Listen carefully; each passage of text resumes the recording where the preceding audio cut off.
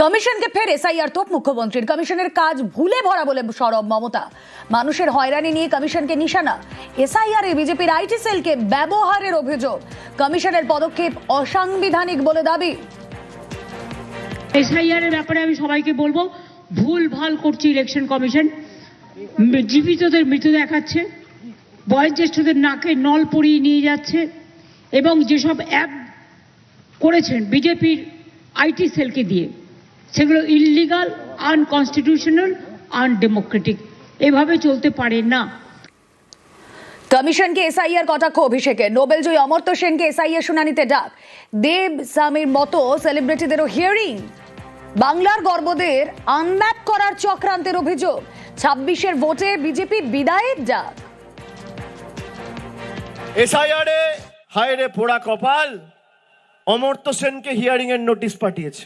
অমর্ত্য সেন ভারতবর্ষের জন্য নোবেল পুরস্কার জিতে এনেছে। দেশের নাম যে বিশ্বসভায় বিশ্ববন্দিত করেছে, উজ্জ্বলতম নক্ষত্র অভিনেতা দেব, তাকে হিয়ারিং নোটিশ পাঠিয়েছে।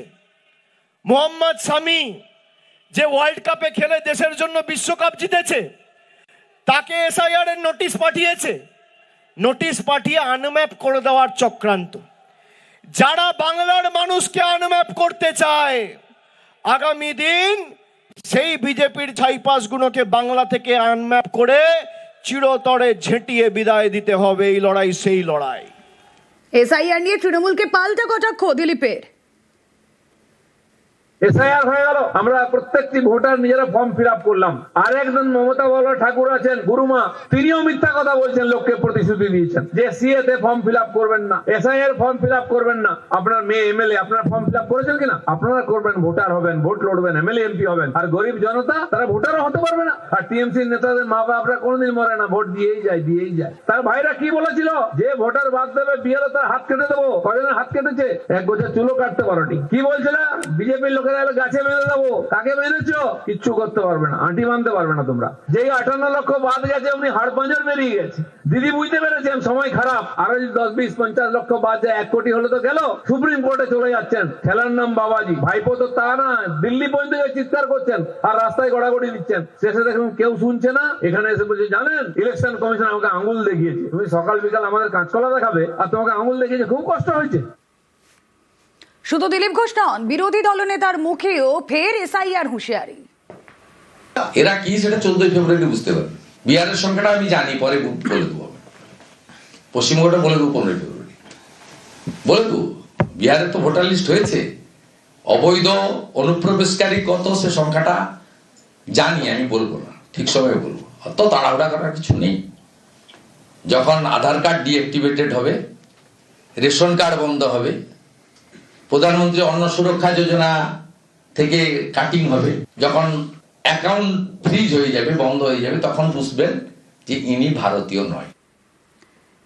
এসআইআর শুনানি আতঙ্কে ফের মৃত্যুর অভিযোগ, এবার জলপাইগুড়ি এবং কোচবিহারে।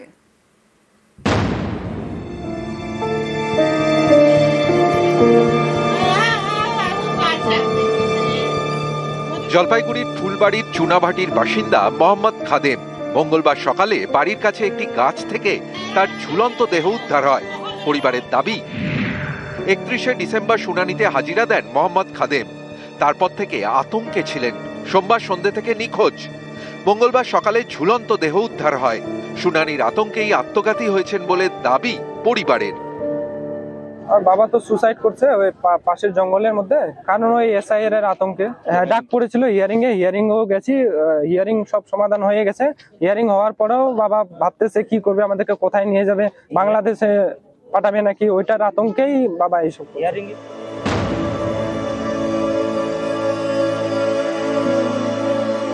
মঙ্গলবার কোচবিহারের সিতাইয়ে গৃহশিক্ষক সুভাষচন্দ্র বর্মনের মৃত্যু হয়েছে।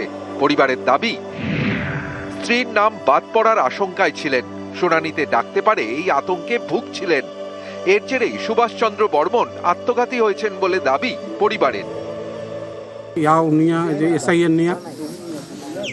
এসআইআর কি ভুল ছিল? ও বউয়ের নামের ভুল ছিল।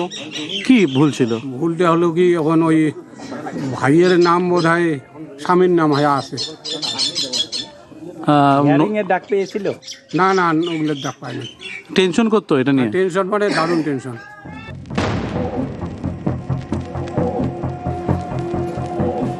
কোচবিহারের হলদিবাড়ির বাসিন্দা মলিন রায়। মঙ্গলবার জলপাইগুড়ি মেডিকেলে তার মৃত্যু হয়। পরিবারের দাবি, 2002-এর তালিকায় নাম ছিল না। 31শে ডিসেম্বর শুনানিতে হাজিরা দেন। নথি জমা দিয়ে আসার পর থেকে আতঙ্কে ছিলেন। মঙ্গলবার ভোররাতে অসুস্থ হয়ে পড়েন। হলদিবাড়ি হাসপাতালে নিয়ে যায় পরিবার, সেখান থেকে জলপাইগুড়ি মেডিকেল। মঙ্গলবার সকালে মৃত্যু হয় প্রৌঢ়ের। এসআইআরের যে একটা আতঙ্ক বাবা প্রথম থেকে একটা আতঙ্কে ছিল। বিএলআরের যে কাগজ ফর্ম সেটা জমা করেছিল বাবা, তারপরেও নোটিশ এসেছিল। সেই নোটিশের ভিত্তিতে 31 ডিসেম্বর ওই আমাদের কাছে যেগুলো ডকুমেন্ট ছিল সেগুলো দিয়েছে, আধার কার্ড আর এসসি সার্টিফিকেট আর প্যান কার্ড দিয়েছিল। তারপরে কোনো রিপ্লাই আসেনি।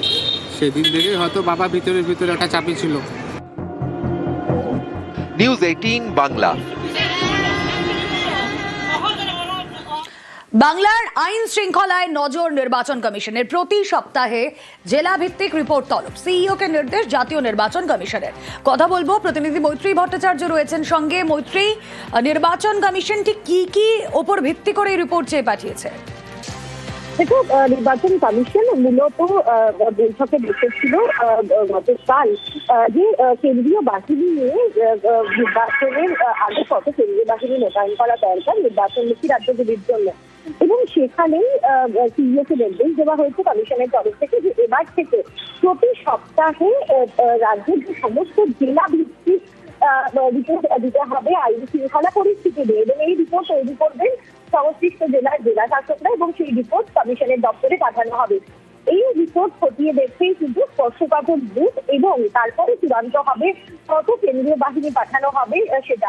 সাধারণভাবে এই ধরনের রিপোর্ট দেওয়া হয়, কিন্তু নির্বাচনের এক আগে থেকে, অর্থাৎ এখনো প্রায় 2 থেকে 3 মাস সময় রয়েছে নির্বাচনের আগে, এত আগে থেকে সাপ্তাহিক জেলা ভিত্তিক রিপোর্ট নেওয়া, সেটা কিন্তু কার্যত নজিরবিহীন, এবং যেটাই এবার জাতীয় নির্বাচন কমিশন করতে চলেছে। ওকে, আর এই নিয়ে রাজনৈতিক তরজাও শুরু। ওরা যত বাঁধন বাঁধবে তত ওদের বাঁধন টুটবে, যত বাঁধতে চাইবে তত সেই বাঁধন বাংলার মানুষ ছিন্ন করবে, কারণ বাংলার মানুষকে ওরা অত্যাচার করছে।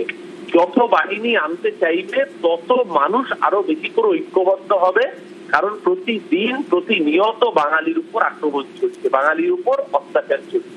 এর জবাব বাংলার মানুষ দেবে। ওরা বাহিনী দিয়ে ভোট করার চায়, বাহিনী যত পারে আনুক। বলছি তো, শুধু রাশিয়া ইউক্রেন যুদ্ধ বা ইউনেস্কো রাষ্ট্রপুঞ্জের পিস কিপিং ফোর্স আমরা বাকি রয়েছে, এটাও নিয়ে আসুক পারলে, তারপরে বাংলা মমতাময়ী থাকবে। যেটুকু পশ্চিমবঙ্গে বাঙালি টিকে আছে, সেই বাঙালি আসন্ন নির্বাচনে পশ্চিমবঙ্গকে, পশ্চিম বাংলাদেশ সবার তৃণমূলী চক্রান্তকে ব্যক্ত করার জন্য বদ্ধপরিকর। বাঙালি 26-এর সেই দিনটির জন্য অপেক্ষা করছে, যেদিন ভোট দিয়ে অফিসিয়ালি রাজনৈতিকভাবে তৃণমূলকে এই রাজ্যের ক্ষমতা থেকে সরাবে।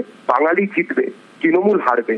বিজেপি বা তৃণমূলের এই যুদ্ধ নয়, এই লড়াই হচ্ছে বাঙালি বনাম তৃণমূলের লড়াই। বাঙালিকে জিততে হবে, তৃণমূলকে হারাতেই হবে।